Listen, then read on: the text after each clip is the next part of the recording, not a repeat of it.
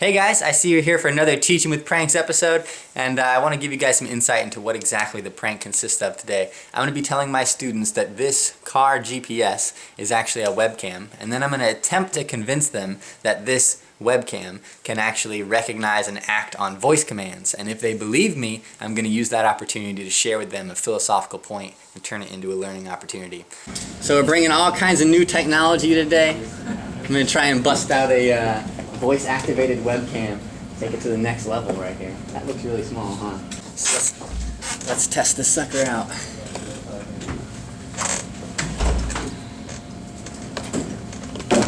Oh dear. All right. Start presentation.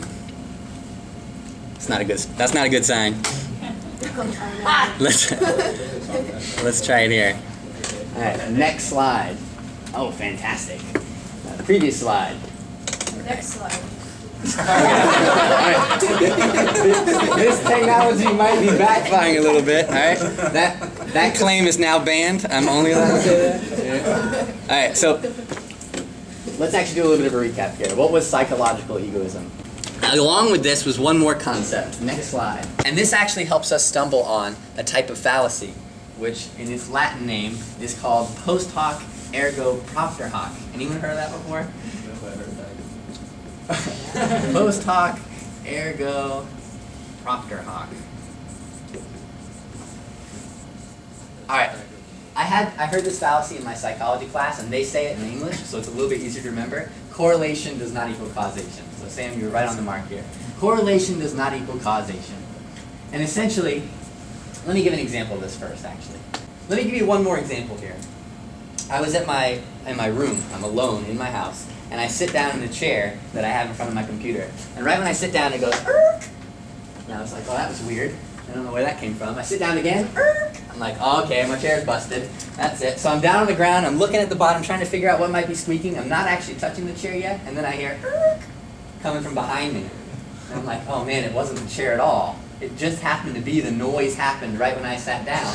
So I assumed me sitting down caused the noise, and now I'm on the ground looking like a doofus, messing with a chair that isn't actually squeaking, right? So I looked totally crazy, but I got confused. I thought correlation proved causation to me. I made that error. Any of y'all made a similar mistake?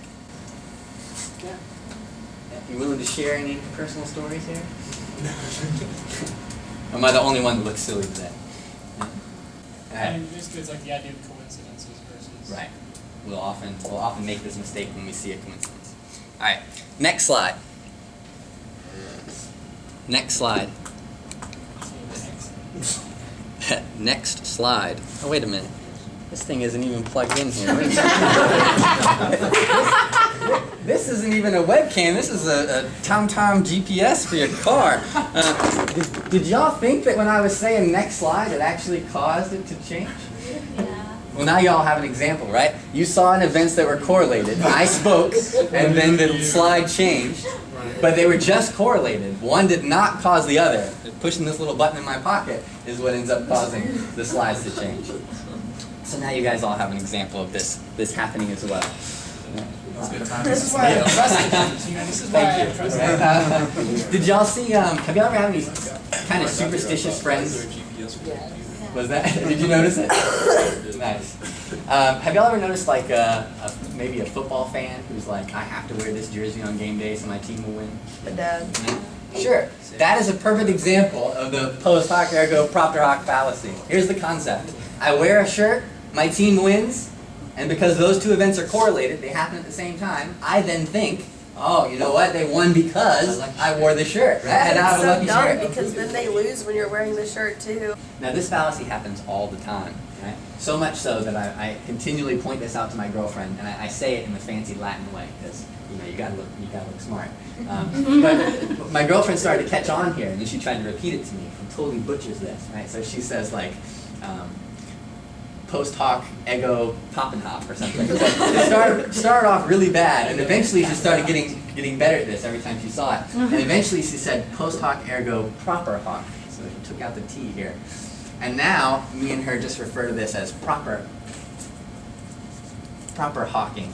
And anytime somebody commits this on the internet where both of us are present, I'll just post some pictures of very fancy looking hawks and she'll get the joke. But this kind of stuff happens all the time. People think they observe correlation and then they falsely infer causation. Very common fallacy. You'll probably start to see it more often now. It's pretty much everywhere.